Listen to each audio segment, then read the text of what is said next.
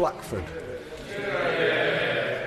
Morning Tang Fescamar, Mr Deputy Speaker. It's a privilege to follow the honourable member for Stretford and Urmston. I know that many in our benches would agree with very much with what she says, and I thank her for her gracious comments.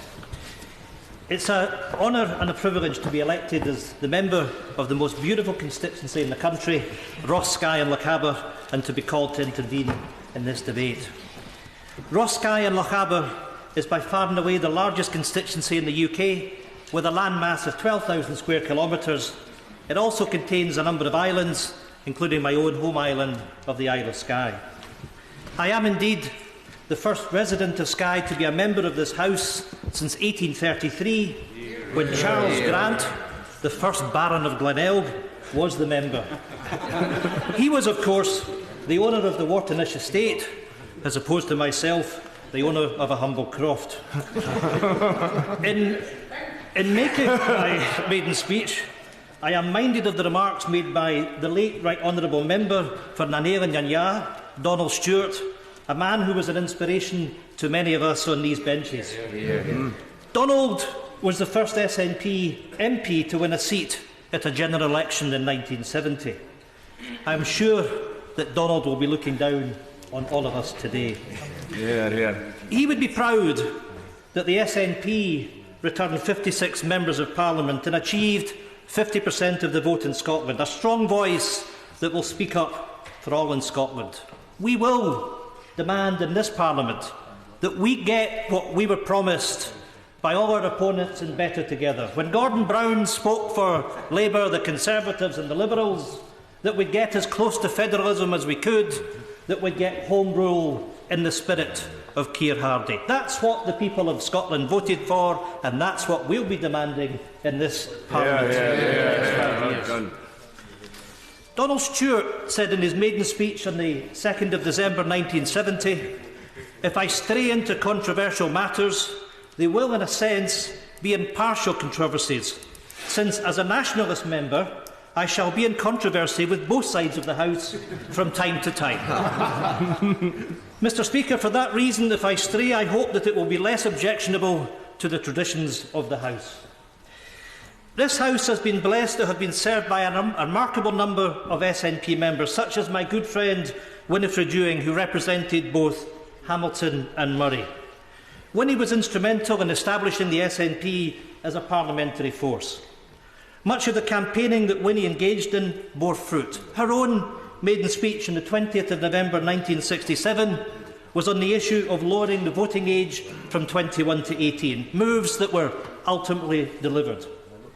In the recent referendum in Scotland, one of the greatest achievements was to see 16 and 17-year-olds participating in the vote. Not just participating, though, but fully engaging in the debate in Scotland's future. It is a matter of much regret that so many of those young people who fully participated in the democratic process were denied the opportunity to vote in the general election. That was wrong, and it must be righted.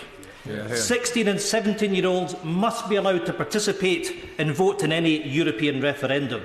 It is their future. They must be permitted to have a say. It is not just young people who risk being disenfranchised in any European vote. It is also EU citizens who live and work here. I was contacted yesterday by a constituent of mine of Dutch origin who has lived and contributed to Scotland for 25 years.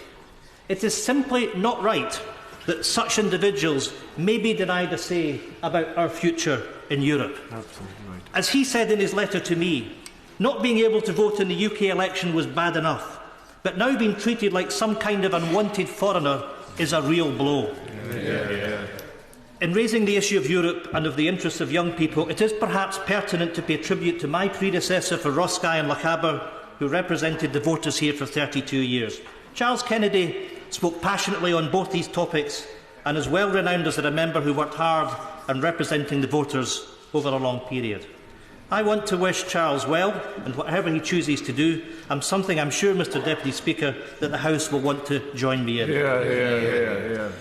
I want to reflect a little more on the constituency of Skye and Lochaber. It is, as I indicated, by far and away the largest constituency in the whole of the UK. It stretches from the east to the west coast of Scotland, from the northern reaches of Wester Ross as far south as Glencoe. Logistically, it is a challenge. From my own home in the north of Skye, I have to drive 166 miles before I reach the southern boundary. There is an issue that there's one for me and for my predecessor that simply adequately getting round to serve the interests of these constituents is in itself a challenge, a constituency of 54,000 electors. We know that the issue of boundary changes will come up over the course of the next few years, and there has been a suggestion that the 3 vast Highland constituencies of the Highland Council area may be reduced to 2 in order to satisfy demands for an increase in the number of electors per seat. I should point out that one of my predecessors for the then named Ross and Cromarty, Hamish Gray, when elected in 1970, there were 27,000 electors in that seat. A recognition at that time that there had to be a relationship not just on the numbers, but in the geography of the area that you represent. And that must apply today as well. Voters in the Highlands and Islands must have effective representation. Creating even larger constituencies in the Highlands and Islands will break that link between a hard-working local MP and the member. Democracy demands that all the people of the Highlands and Islands should be effectively represented. Mr Deputy Speaker, if you or any other honourable members have not yet had the opportunity to visit the most beautiful part of the world, I would encourage you to do so. But, in saying so, I recognise that it takes a degree of difficulty to get there. I know in this House there's much debate on a third runway at Heathrow. I would actually just like one airport in my constituency. It can be argued that this constituency is one of the jewels in the crown of the tourist industry. It is a disgrace that you cannot get there by air. Fly Skye, a local campaign group that I have been pleased to be part of, are campaigning to get the closed airfield in Skye reopened. Let's get Skye and the Western Highlands connected to the outside world. Connectivity, whether it be transport or digital, are hugely important to the future prosperity of the Highlands and Islands. Anybody that has visited the region will be aware of the limited broadband and mobile capabilities. Whilst the current investment in broadband is welcomed, it does not go far enough. When we consider such initiatives as the Connected Cities programme that will create speeds of up to 1 gigabit, it is simply not good enough that rural areas, if they are lucky, can look forward to speeds of up to 5 megabytes. We've been left behind, and the lack of capabilities holds back business opportunity, limits investment opportunity, and continues the drain of young people away from this region as it has done for decades. A comparative lack of young people and an overabundance of those above retirement age restricts our growth opportunities and puts pressure on our social services. More than 20% of the population of Skye and Lochaber are over 65, compared to a national average of 17%. We need to make it easier for people to stay in the Highlands and for young families to relocate to this part of the world. To do this, we need to turn a number of competitive disadvantages into advantages. There are many things that can be done. Time limits me from going into too many of these today, but let me mention a couple.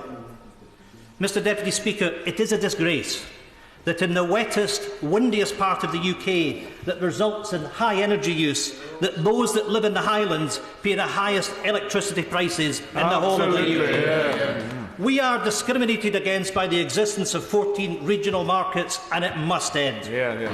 Fairness demands that we have one national market for distribution, and Highlanders and Islanders must no longer pay a premium that pushes so many in my constituency into fuel poverty. Absolutely, well done. Then there is the issue of support to our crofters and farmers, a subject dear to my own heart and my honourable friend for Ian Blackford. I know we talk about calling these the SNP benches, we actually want to call this the crofting bench. It is the case that the European community granted convergence uplift money in recognition of the poor deal that our crofters and hill farmers face. But that money has not been gifted to the people it should be, and we'll be demanding that our farmers and crofters get a fair deal from this Parliament over the course of the next 5 years. Working together with colleagues in the Scottish Parliament, we need to make sure that Crofton gets the support it needs to continue to support a way of life for generations to come. My own home is in the scattered townships of Glendale, and perhaps I should note the historic role that Glendale played in making sure that crofters' rights were protected through the Crofting Act in 1886, after the work done by the Napier Commission. It was the Glendale Rising of 1883 that led Parliament to establish the Napier Commission, that was notified to the House by the then Home Secretary, Sir William Harcourt, on the 19th of March 1883. Glendale Estate was the subject of the first community buyout in 1908. I am pleased that as we sit here, the Scottish Parliament is discussing additional land reform measures that will create opportunities for all our communities throughout Scotland.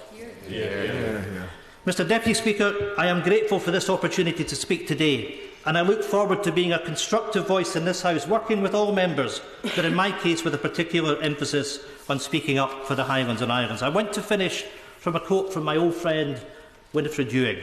"We have come here not to settle down, but to settle up for the people of Scotland."